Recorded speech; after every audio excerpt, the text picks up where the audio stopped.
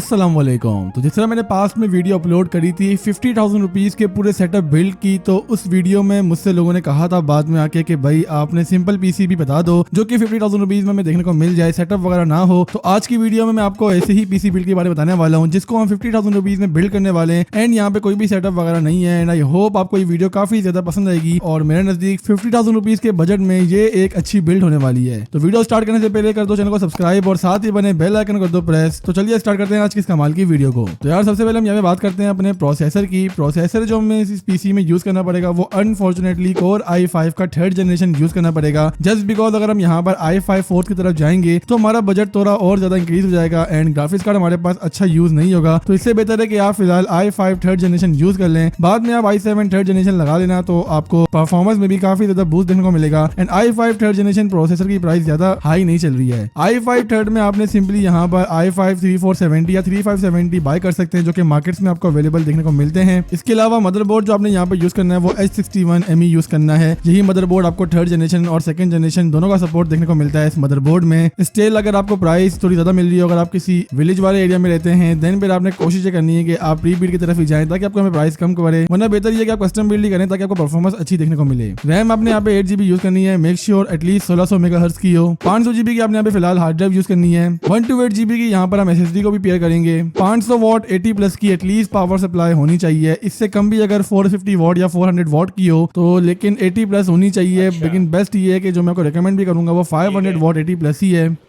ठीक है, समझ गया।